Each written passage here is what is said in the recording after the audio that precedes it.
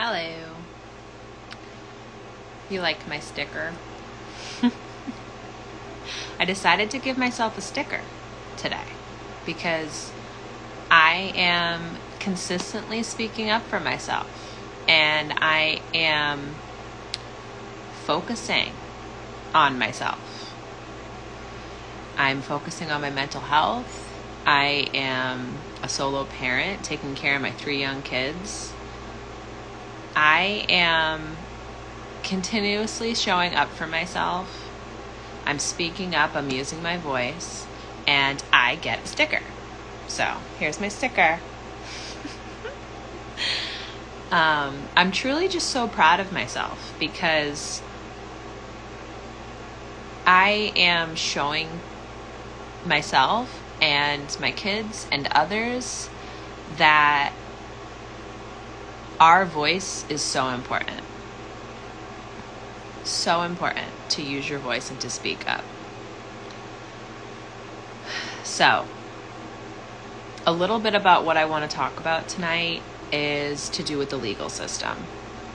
So, the legal system can be also known as the justice system, and in reality, it really does not provide justice.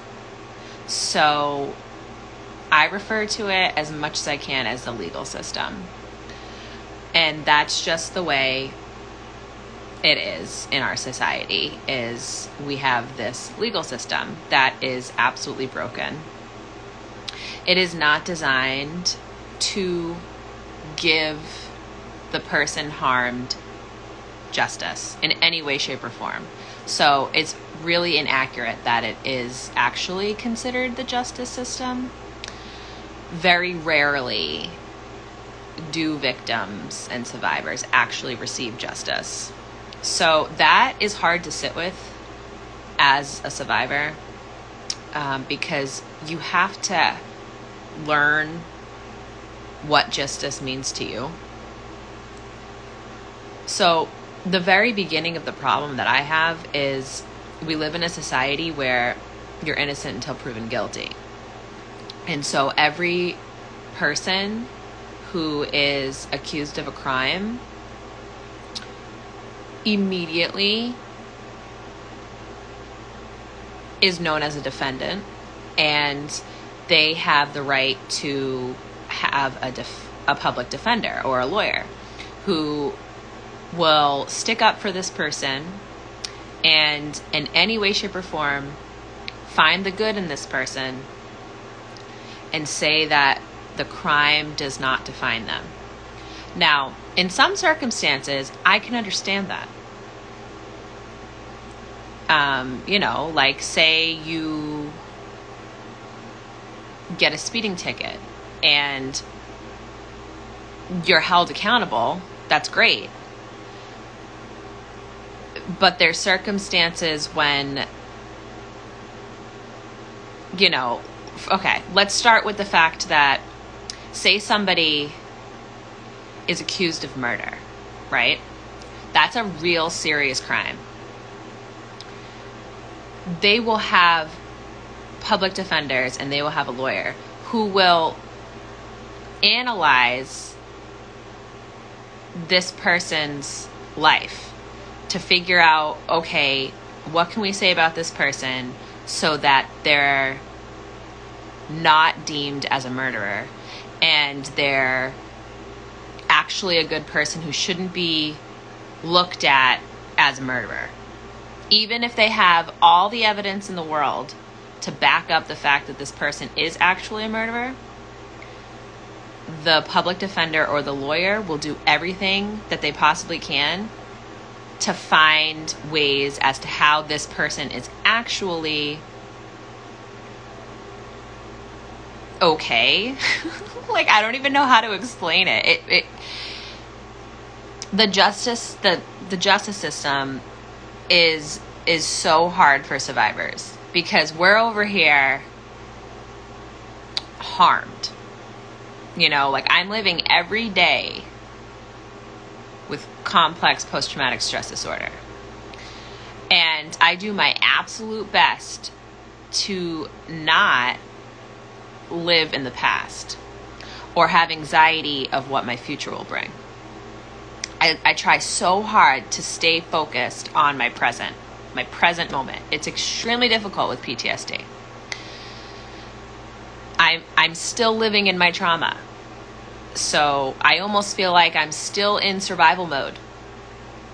I was definitely heavily living in survival mode when I was actively being abused. I was not in my healing process. Now that I'm in my healing process and my healing journey, I am surviving in survival mode most of the time, but I'm also thriving and I'm healing. So it's hard to explain because I also have anxiety of the future. Like, what will my life be like? What will my life look like? So from my last couple of lives, I've explained my financial situation. I'm living in a home that I own and my abuser owns. And I'm $35,000 behind in mortgage payments. Because of COVID, I am on a forbearance plan that ends come September. The bank is going to want their money at some point. And they've already, before COVID started, talked about foreclosure. Foreclosure can happen at any point come September. It may take years before I get out of this house and they force me out. But just the anxiety of that is terrifying because I never had a stable home in my life, even growing up. I didn't know if we would have electricity. I didn't know if my parents were going to leave each other and I was going to live somewhere else, or it was so unknown for me growing up. I had no idea. I did not feel safe. I didn't know if I actually lived in a home. So the unstable parts of life was so hard as a kid. And then what I've explained, when I lived in a shelter with my oldest, and I've lived in a motel, like, not knowing if I'm going to have my house is extremely anxiety driven all the time. And then, I wonder, is my abuser going to violate the order and try and kill me again? I have every security system possible in my home. I have a very close relationship with the Medway Police Department, so they're great. They absolutely look out for me. But if my abuser really wanted to kill me and my children, there would be nothing stopping him.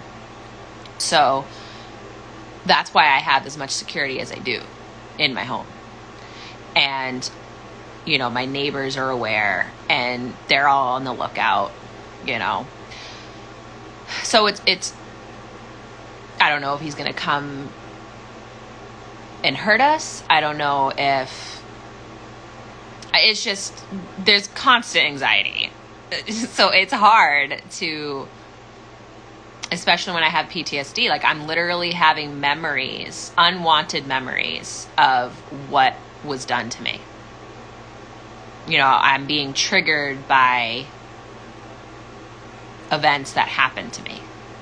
And it's really hard to stay focused on the present. But because I'm doing yoga, mindfulness, meditation, Reiki, practicing my coping skills and my grounding, that brings me back. But it's absolutely challenging. So I could be doing great, and then I could be doing not so great. And then I could be doing great again, and then not so great. So yeah, but with the legal system, it's really hard for the survivor because we seek out justice And then our abusers are being defended and not held accountable to what they should be held accountable for. My children's father, all of the things he did to me and my children, and he's out in public. He's an electrician. Somebody needs an electrician, he's doing the job. Nobody knows he's a convicted felon. That's terrifying to the public. So, how is somebody who did those things out in the public? I'm not gonna be quiet about that. So, other things is something that happened today. For a separate issue, I was physically assaulted by my mother last summer, and she's not being held accountable. Today, the court acknowledged that she assaulted me. They said on record, she committed assault and battery. My mother admitted to assaulting me on the record. She gets a lawyer. I have a restraining order, a harassment prevention order against her. And they're congratulating her because she's listening to the order.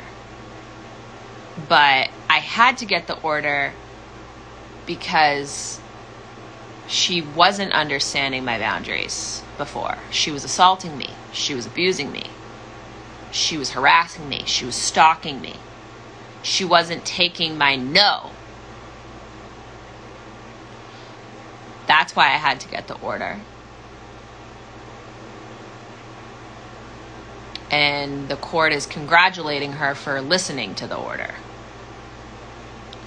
And not holding her accountable to assaulting me, but they're on the record stating that she assaulted me, though. But just saying, well, if she's on her best behavior for 6 months, it all goes away. How does that make sense? The court didn't even want me to speak. And do you know how important it is for a survivor to speak, to be heard? So I was not taking that as an answer. I was saying, may I speak? I deserve to speak. So, in time, I was allowed to speak, but it didn't change anything. What I'm also wanting to speak about is, nobody is in the corner for the victim and the survivor. The society that we live in, everybody can be in the corner for the defendant. There's a public defender, there's a lawyer, they can get as much.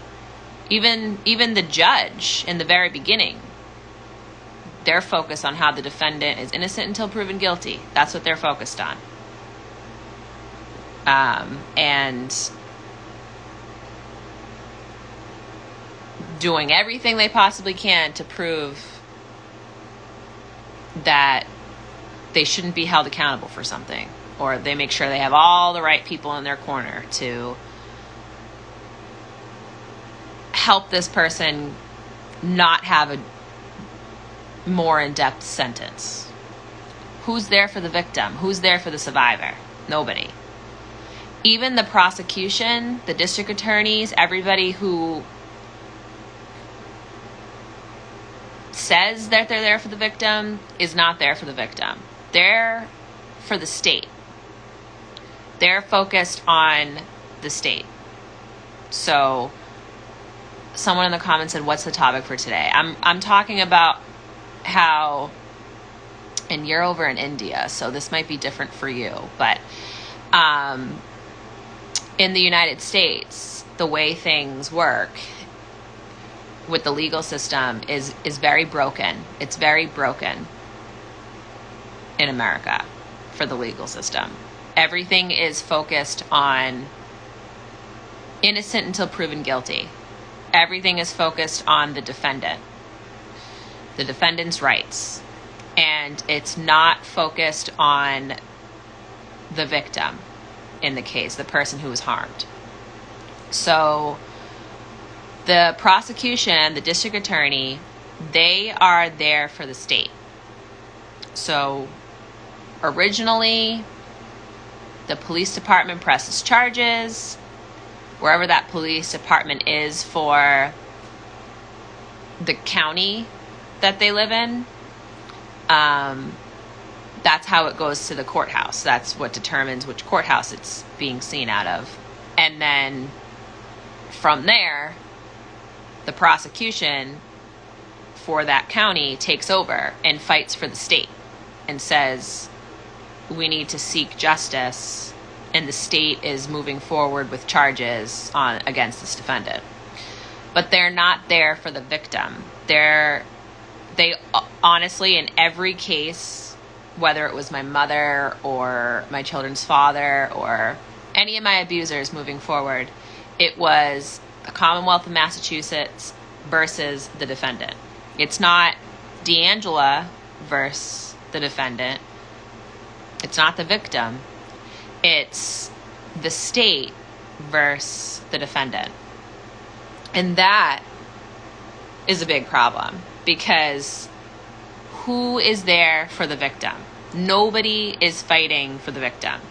The prosecution is just more focused on, do they have enough probable cause to move forward with charges? So today, with the case with my mother, they did say that there is sufficient findings for probable cause. They have probable cause. My mother admitted to assaulting me. I have a restraining order, a harassment prevention order. It is known that my mother assaulted me. She's admitted it. Her lawyers admitted it. It's on record that she assaulted me. They have enough sufficient evidence, okay? But yet, if she stays on good behavior for 6 months, it all goes away. It doesn't make any sense. We're just, so people can assault others and just make better decisions and then everything goes away? Like, it doesn't make sense. It's teaching people that they can just treat others like that. And you do not treat others like that. You know, in some circumstances, like with my children's father, he's abused me and assaulted me multiple times. And he's had to take batterer program classes, which is a class that teaches you to not abuse people. He's taken it twice. He's never going to learn. So in some circumstances, with the severity of things, the court will say, you need to take batterer program classes. So he's had to take that twice, and what's going to happen next time he assaults someone? Is somebody going to die for the courts to understand that he should not be out in the public? Like, why are we giving people so many chances to make the right decisions? They're already not making the right decisions. And we're literally like rewarding them with, okay, just don't do it again. And then everyone's shocked when they do it again. And again, there are some circumstances where somebody really does learn and doesn't do it again, but that's like a very, very small majority of people. And I don't know if in my lifetime the legal system will change. I really don't know. Like what I was saying earlier, like if you're getting a speeding ticket, like you shouldn't be speeding. And obviously speeding can cause car accidents that harm other people. And there could be deaths involved in that. So I do understand the severity of all of that. Now, if you were speeding and there was somebody who ended up dying in a car accident because of your speeding, that's another story. If you were speeding and you were going like 5 miles over the speed limit and you go to court for this speeding ticket, you know, then you're held accountable, then you don't make any bad decisions again. Like, I could understand something like that. But if you're gonna assault somebody, sexually assault somebody, murder somebody, and we're just like handing out, well, don't do it again, how are people gonna learn? They're not. And this is how people start getting criminal records. Because to the criminal, they're like, oh, well, I already did this. Like, oh, it's going to be fine. Yeah, no, like, I'm not going to get a punishment. I don't know. It's very frustrating as a survivor because who's in my corner? I remember with my children's father, I kept saying to prosecution, like, can I get a lawyer? And they're like, you don't need a lawyer. You have the prosecution. And I'm like, but you're not for me. You're for the state. And they would always tell me it's the Commonwealth versus the defendant. It's not you versus, it's the Commonwealth. So it's like, okay, can I get a lawyer? And then they'd be like, well, you don't need a lawyer. I'm like, so does that make any sense? It doesn't make any sense then. Do you just not want me to get a lawyer because then my lawyer will help me in this case? And they just say, well, you don't need one. You have prosecution. But prosecution is too focused on the state. And if they have a case, if they have enough probable cause, like the prosecution is not going to bring a case that they think isn't going to win. They're just going to be like, nope, let's give this person a plea deal. Or nope, let's not follow through with charges. And then these people just get away with it. And then everybody's shocked when they do it again. Which is not the way that things should work out. There needs to be a better way to stand up for the people who have been harmed. Especially for children. That's like a whole nother category. It should not be up to the child. I'm an adult. I'm 29 years old. I have my voice and I can speak up. What about the children? The same rules should not apply. It should not be up to the child to do what I had to do today and speak on my behalf for what my mother did to me. But that's how it works.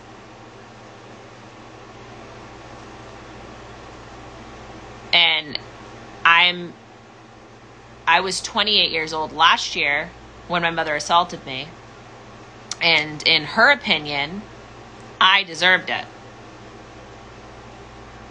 I'm her child, even though I was 28 years old. I'm her child, and I spoke back to her. I was being emotionally and verbally and mentally abused by my father. And I defended myself by my words and said, this is not okay. You can't talk to me like this. You cannot treat me like this. And they didn't like that. Emotions played a role. I wanted to leave. I got my things. I'm getting my things. I'm bent over getting my kids' clothes. I'm getting everything. I'm like, we got to get out of here, me and my kids. We got to leave this environment. It's toxic. It's abusive. And I got to get out of here. What does my mother do? Wind up right on my bottom. What? 28 years old. Okay? The way abusive families think is, I just made a post about it the other day, that children are possessions. That's how abusive families think. Like they own their children. How dare I set boundaries to my parents? How dare I speak back to them? How dare I take my children and leave their home? How dare I? So my mother had to put me in my place, she says. I was acting like a child, so I deserve to be spanked. what does that even mean? Like, what does that even mean? And you should not spank anybody. The fact that that's even acceptable in society, you can't spank a baby. You can't spank a toddler. You can't spank a child. You can't spank an adult. Like, you do not want, if somebody does not want that, you don't do that. That's physical assault. Like, I am baffled on how that is a concept that people don't understand. And my family that day said I deserved it. My sister, everybody there said I deserved it because of the way I was speaking to them. Like, I'm not allowed to stick up for myself in any form. They didn't like it. And so I stuck up for myself verbally. My mother assaults me. I defended myself physically. And then all of a sudden, it's turned on to me. Now, I made a post about reactive abuse. That's exactly what happened. What I did. I practiced self-defense. And I was actually in self-defense at the time. I was just starting my karate career. And was literally taught to defend myself. The entire audience, which was my abusive family, turned it on me. How dare you? That is your mother. I'm like, are we not going to talk about what she just did to me? And I had to get out of there. I got my kids and I left immediately. But the whole narrative turned into me being abusive when that's not what happened at all. It is reactive abuse. I explained that in my last couple of posts that I posted about the difference between mutual abuse and reactive abuse. Abusers eat up reactive abuse and they turn it on the victim like, you are an abuser and you are no better and you did that and how dare you. And that is not reality. I had a human experience to somebody putting their hands on me.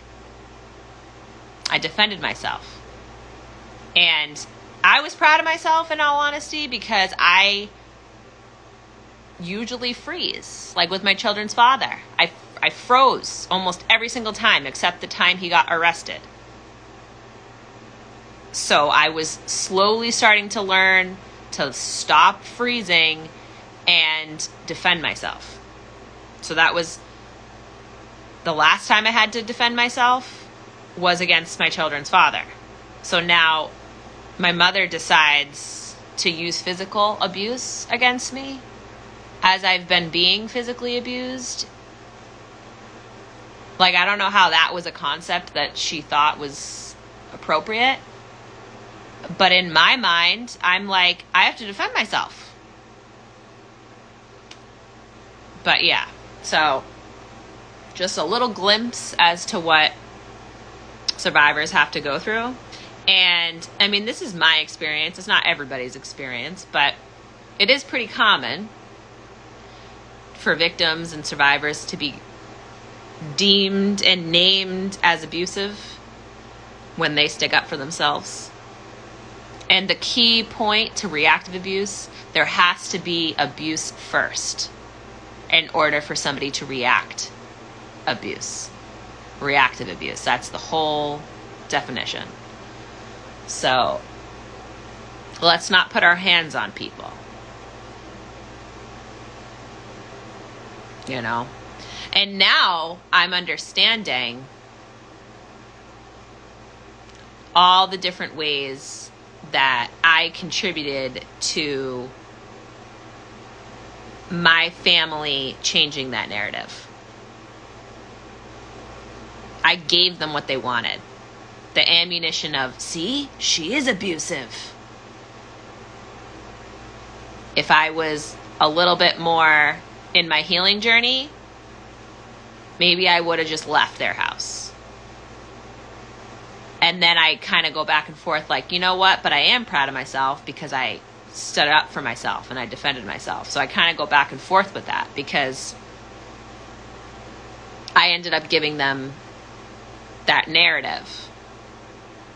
And I know that that didn't happen. I know that that's not the correct narrative. So, but yeah, just a little bit as to what some survivors have to deal with. And, you know, ultimately, even though my mother assaulted me, and it was on record today, my mother stated it, her lawyer stated it, the court stated it, I stated it, the officer stated it. As long as she continues her good behavior, it all goes away. None of that makes sense, but here we are. But I'm just glad I was able to speak up. Nobody's going to take my voice. I'm going to keep speaking. So, nobody's going to stop me from speaking. I'm going to keep speaking. I am going to keep speaking. So, all right, guys. I've been on for like 30 minutes, so I'm going to head out. Thanks to those who've joined live and who will watch later. I appreciate all the support all the time. You guys are great. All right, take care. Bye. Thank you.